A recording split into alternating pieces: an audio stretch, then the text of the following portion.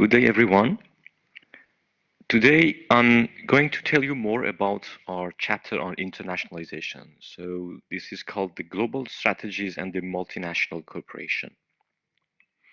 Um, in our previous courses, mainly in Chapter 8, we had a review of major sources of change. These were about advancements in science and technology, the globalization, climate change, and world demographics. Among these sources of change, mm, two are driving change in the business environment. These are about technology and globalization. Here we have to clearly distinguish uh, globalization from what we call the internationalization of businesses. So, what is globalization? Globalization is the process of interaction interaction and integration among people, institutions, companies, governments of different nations in a very interdependent global economy and context. Internationalization, on the other hand, is a process of increasing involvement of enterprises in international markets to create and to maintain competitive advantage. Uh, Internationalization takes place through two mechanisms. The first one is called trade. This is about supplying goods and services from one country to another. And the second approach toward internationalization is direct investment or foreign direct investments, also called FDI. This is about building or acquiring productive assets in other countries. Um, on this basis, we can classify industries according to the extent and mode of their internationalization, based either on trade or on foreign direct investments. So some industries are um, feature high levels of both trade and foreign direct investment. So here on the horizontal axis, we have the degree of foreign direct investment, and on the vertical axis, we have the international trade, so the degree of international trade. So on the top right, we have what we call the global industries that are subject to both high levels of foreign direct investments and trade. These are about auto industry, the oil, semiconductor, and the kind. The opposite is about what we call the sheltered industries. These industries are protected from both trade and international and foreign direct investments. And we have these two intermediary situations of industries that are either exposed to a high level of international trade or to a high level of foreign direct investments because trade is not feasible. These are called the multi-domestic industries such as frozen foods and retail banking. Um, a reflection on internationalization just lead into following us the question, is internationalization a threat or an opportunity in the current context, and why? In fact, we have different situations. Here is the example of Embraer. Back in the middle of the 90s, that was a struggling state-owned Brazilian aircraft manufacturer.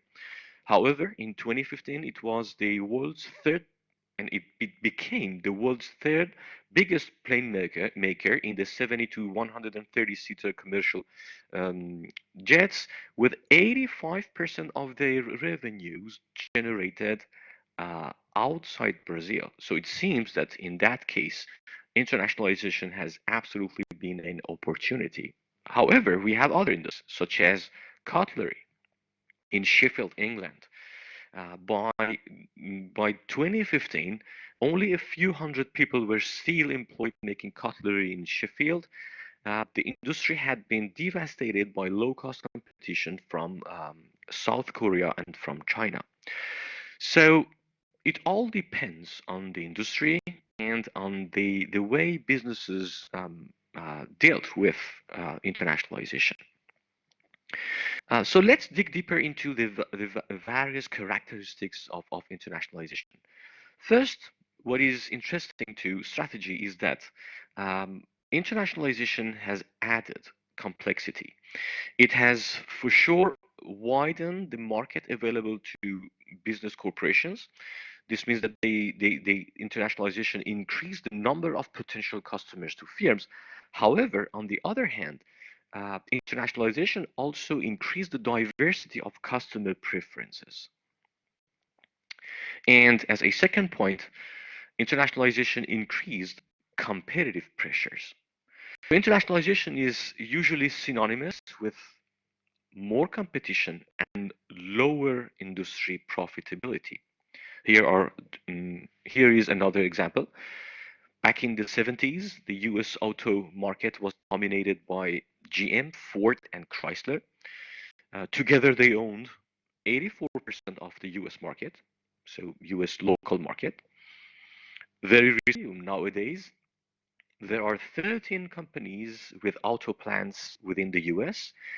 GM and Ford are the only remaining indigenous producers, accounting only for one third of the market share in the United States. So, how is it that internationalization affects what our framework of competition that was called the Porter Five Forces? So, at the bottom, we are just looking at how is it that internationalization is affecting industry structure. So, as a first point, internationalization obviously has low into various national markets. As a second point, it has increased industry rivalry based on increasing number of sellers and a greater diversity of competitors. As a third point, it has increased the bargaining power of buyers as a result of buyers having more potential suppliers to supply from. The way the industry structure was modified, this influenced competition and the intensity of competition. And in turn, this negatively impacted profitability. So before we see the how internationalization has affected both the industry and environment, so digging deeper into that and seeing how is it that it can be related to the way we look at resources and capabilities, let's take a closer look at the reasons why businesses internationalize. So we have grouped these various motives for business corporations internationalization uh, in two groups. The first group is called defensive or reactive motives, and the second group called proactive and aggressive. As a reactive measure, businesses um, internationalized because their competitors did. So obviously, when your competitors internationalize, they gain market power, they expand into markets abroad. They also can learn from these new markets and customer preferences, and so as a result, you can't just stay at national level and watch your competitors gaining power. So you would here internationalize as a result of as a reaction to your competitors that have internationalized. Businesses also internationalize because they are facing trade barriers. Here we have the example of ZTE, who is a telecom infra maker, is a Chinese telecom infra maker, in infrastructure maker, and they started to produce in Brazil. Same for Toyota that started to produce in the US, because in these cases, in these industries, there are high level of trade barriers that would be overcome if businesses go and produce abroad. Regulations and restrictions are other kind of barriers that businesses try to avoid in their home countries by internationalizing. And sometimes businesses internationalize as a result of either their suppliers or their um, customers wanted to internationalize. Now let's take a closer look at the as internationalization as an aggressive or a proactive measure. So businesses might internationalize as a as achieving higher level of economies of scale, as they would be broadening their markets, increasing the number of customers, and increasing the production rate. Businesses also internationalize to pursue growth opportunities, such as FedEx, uh, who moved to Asia compared to its competitors. Businesses also internationalize in order to get access to resources they can't find in their home countries at a low cost. But also other kind of incentives might exist that encourage businesses to internationalize, such as tax exemptions, tax holidays, subsidies, loans, and many other advantages. Let's take a closer look at what Michael Porter called the comparative advantage of nations. We know that in strategy, two major elements are affecting competitive advantage. These are about the external environment and the industry environment of firms and its success factors, but also the firm resources and capabilities. These two elements are are affecting business competitive advantage.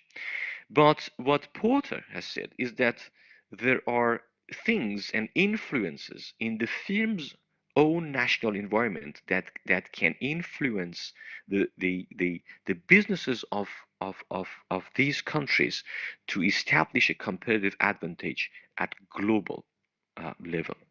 Let's take a few examples. Um, Usually, a country has a comparative advantage, and you would note that we are at country level, we are talking not about competitive advantage, but about comparative advantage for the very simple reason that countries do not compete. So, but countries can absolutely help businesses to grow in a way that these businesses would establish a competitive advantage. A country has a comparative advantage in those products that make intensive use of kind of resources that are mainly available within that specific country. In Bangladesh, there is an abundant supply of unskilled labor.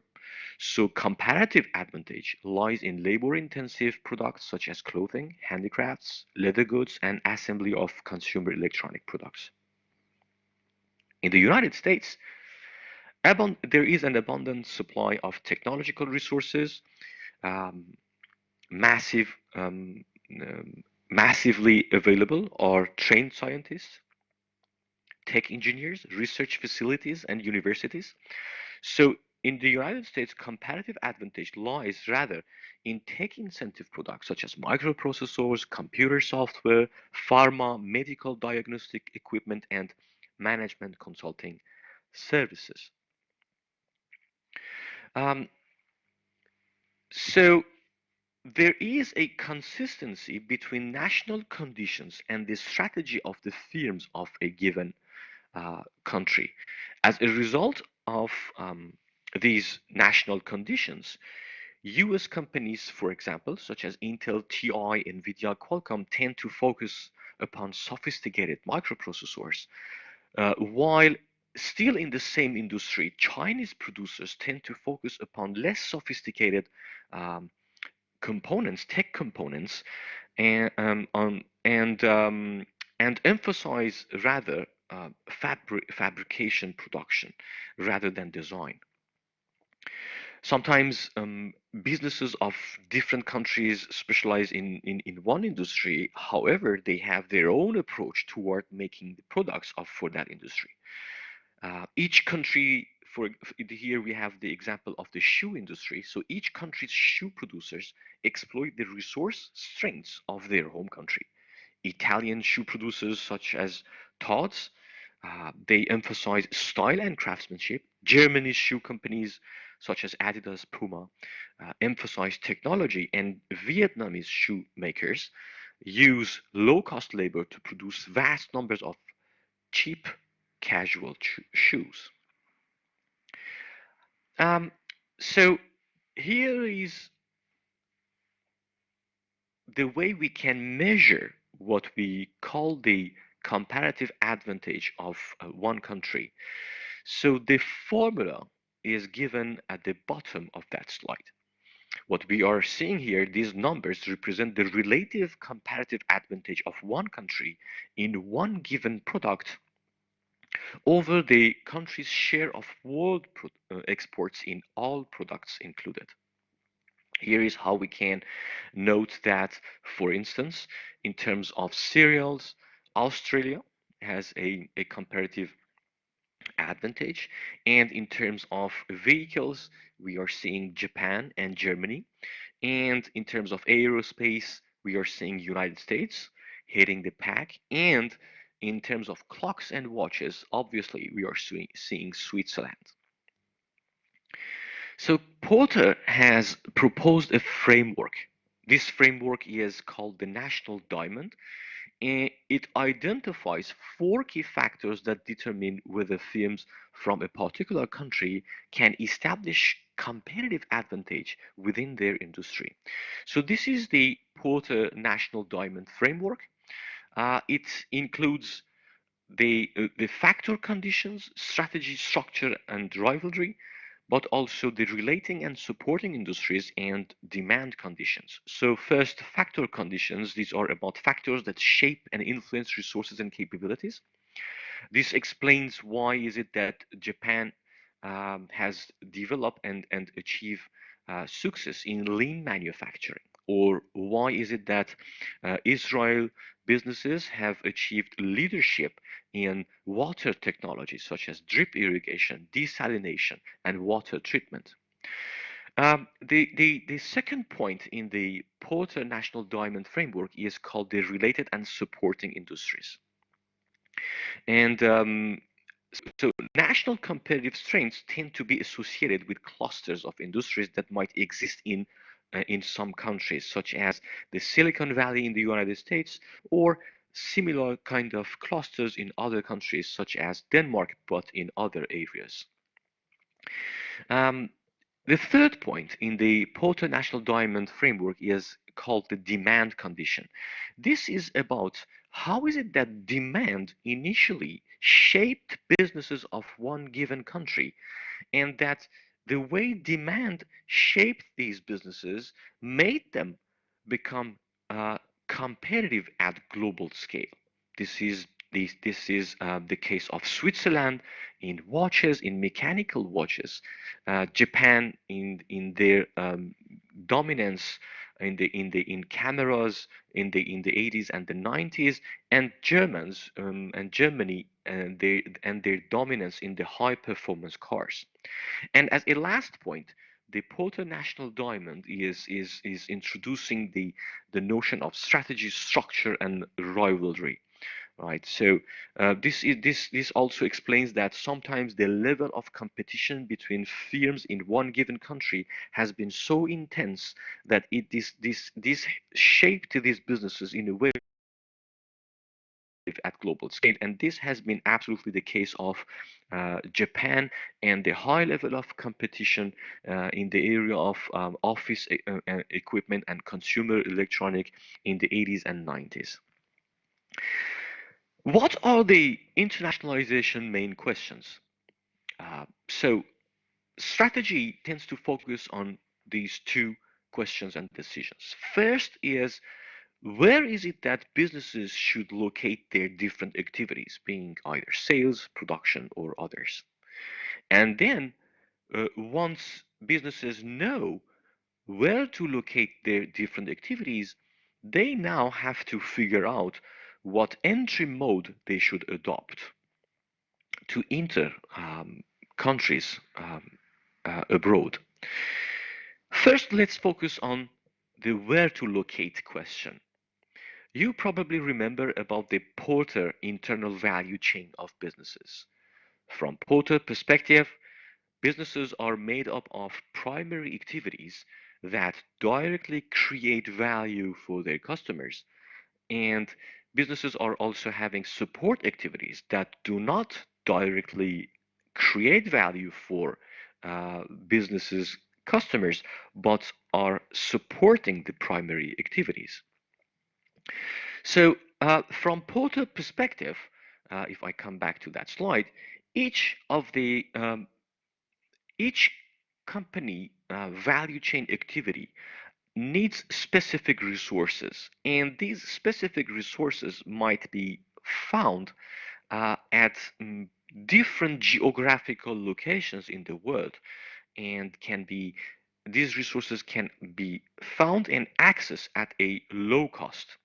So this suggests that businesses should take a closer look at their value chain and decide upon what activity uh, should be internationalized in what geographical location as a result of two elements: the availability of the resources required to best handle that activity and the cost of these resources.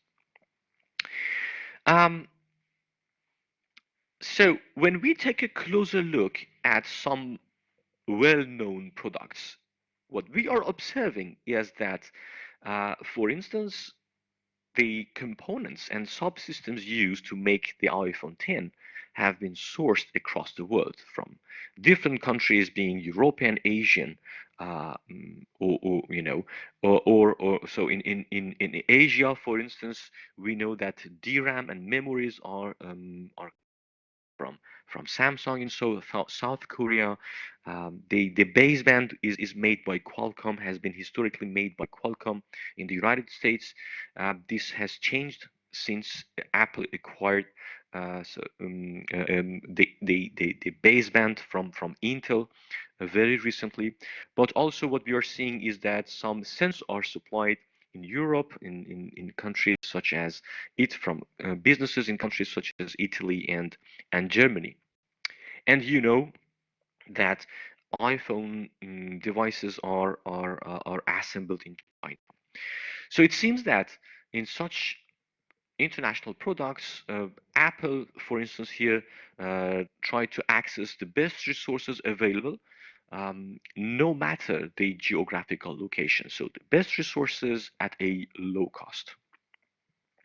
So here, what we are observing in the case of iPhone, but this is not the only case, is what we call the international fragmentation of the value chain. This is the international value chain, so supply chain at Boeing.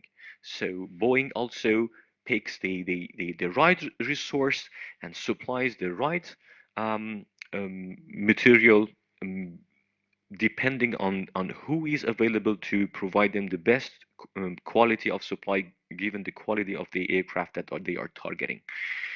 So what is very important is to recognize that there are benefits in fragmenting the value chain.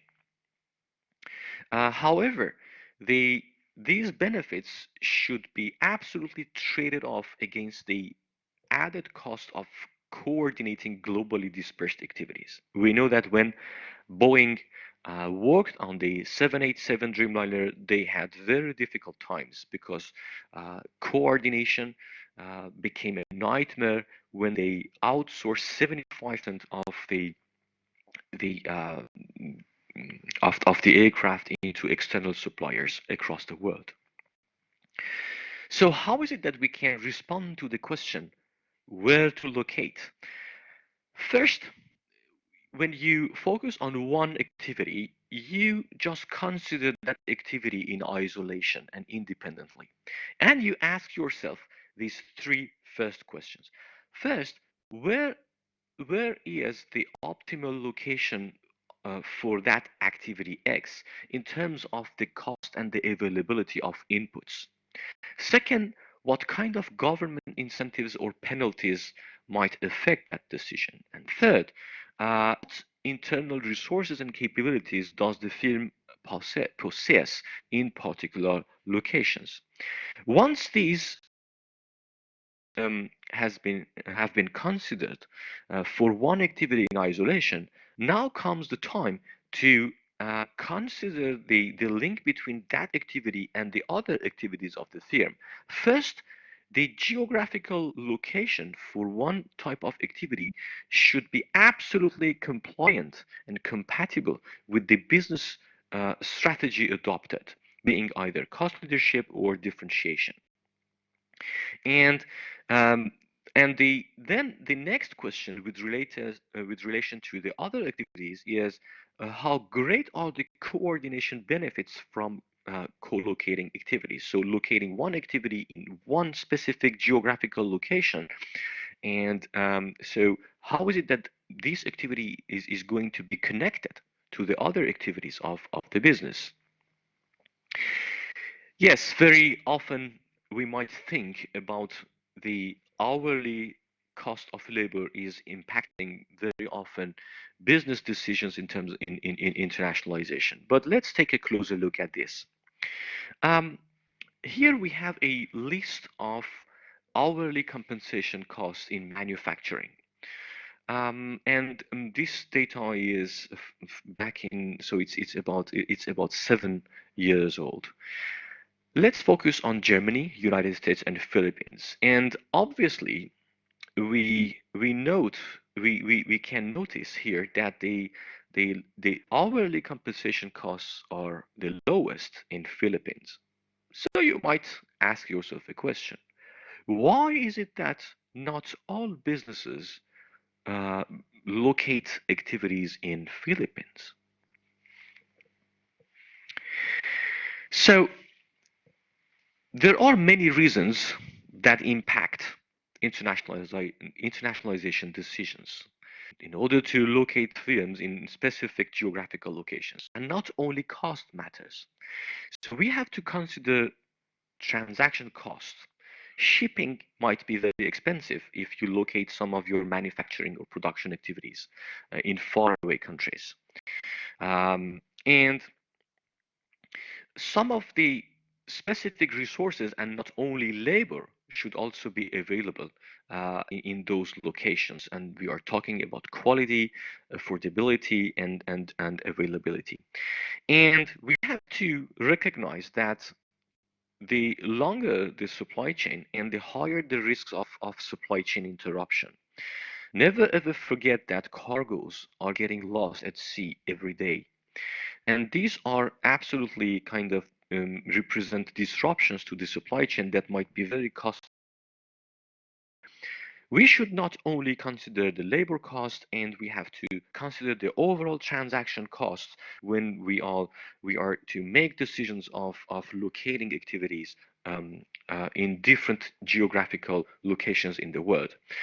Just also to emphasize one very important fact is that the labor cost in China has increased since 2009 on a regular basis. So don't always think that China has the lower cost of labor as of today. So we have so far developed about the where to locate activities question. Now, when a business has found the right location for its one activity, they have to now decide in the entry mode of that specific foreign market. This figure is showing different type of entry modes. Um, so some entry modes are trade related, as we emphasized at the beginning of this course, and some other are related to direct investment. So as we move from the left to the right of this figure, resource commitment increases. This means that very clearly export is requiring much lower level of resource commitment than a wholly owned subsidiary where businesses can build from scratch subsidiaries in foreign markets. So various entry modes are about either export, licensing, and franchising is one type of licensing, one form of licensing. Um, Licensing, it's very important to know what it represents. Licensing is providing a business abroad about the right to use or to make your products. And we have direct investment types of entry modes. These are about joint venturing or building from scratch or acquiring a business in a country abroad. So first, in order to make the best decisions with regard with regard to entry modes, first we businesses look at where is it that their competitive advantage comes from. If the competitive advantage is country based, for instance, imagine that the competitive advantage of a Chinese company is the Chinese labor in terms of the quality of the labor and qualification of the labor and the cost. So this business um, should usually support. What happens if the firm's competitive advantage is based on the firm and its know-how and resources? This time, the firm can exploit both approaches, being export or direct investments. Um, These entry mode decisions have also to integrate tradability and other type of transaction costs.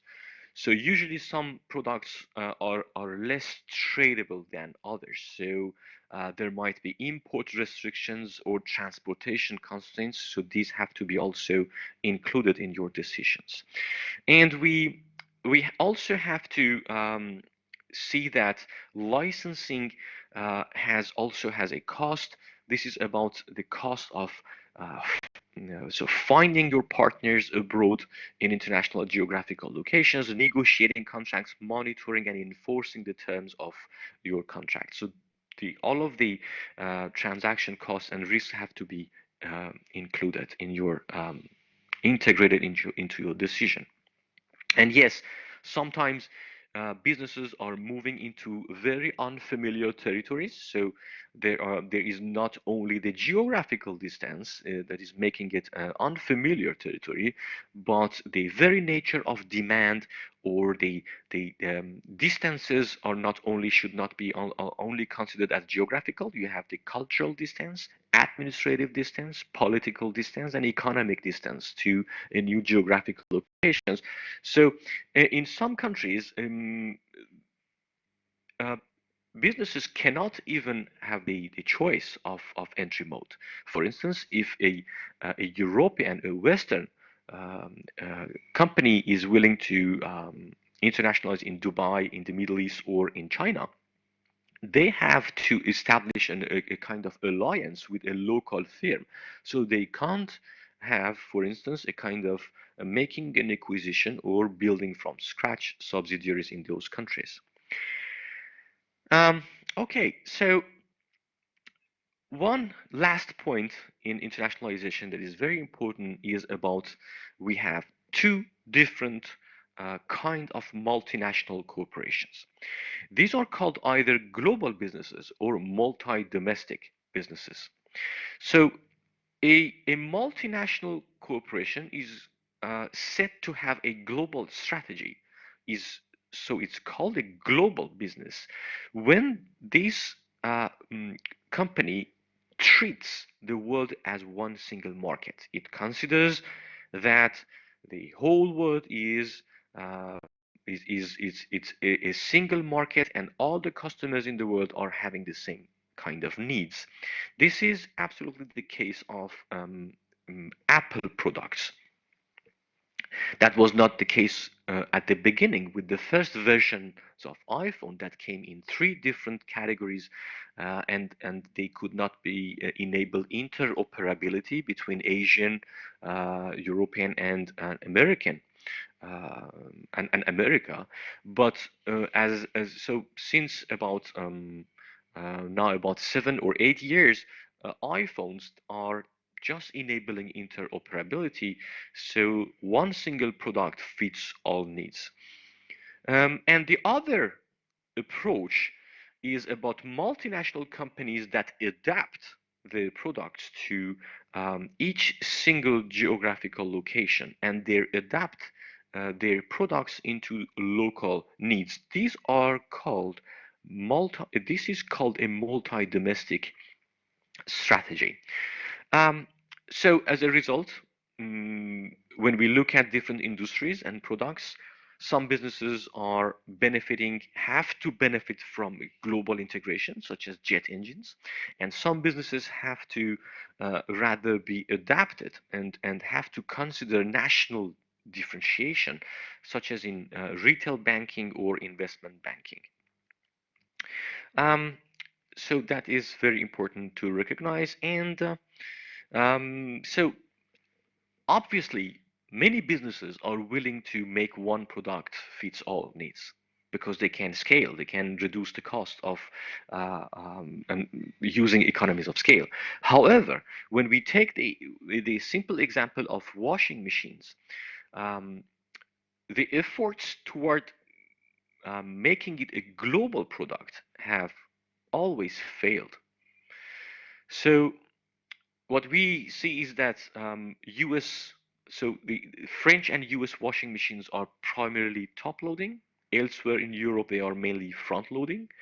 Germans prefer higher spin speeds than Italians, and US machines feature agitators rather than revolving drums, and Japanese machines are smaller. So businesses that made washing machines, such as Electrolux and Whirlpool, they struggled to make it a global product, but they absolutely um, have not achieved that goal of making it a global product. So it's very difficult. Only a few products are global products, and we have named a few. But for instance, another good example is about Sony product. So when businesses are having a global strategy, they have a centralized approach toward management of their organization. So all of the decisions are made centralized in the headquarters, and then branches of these multinational are operating abroad. While when a business is having a multi-domestic approach, we are rather in the left case, where these corporations provide their branches operating in in various geographical locations with the right level of power to make decisions independently and to adapt the corporation products to local demand. That is the end of chapter 11 on internationalization. Um, Thank you for your attention and talk to you later for a review. Have a good day.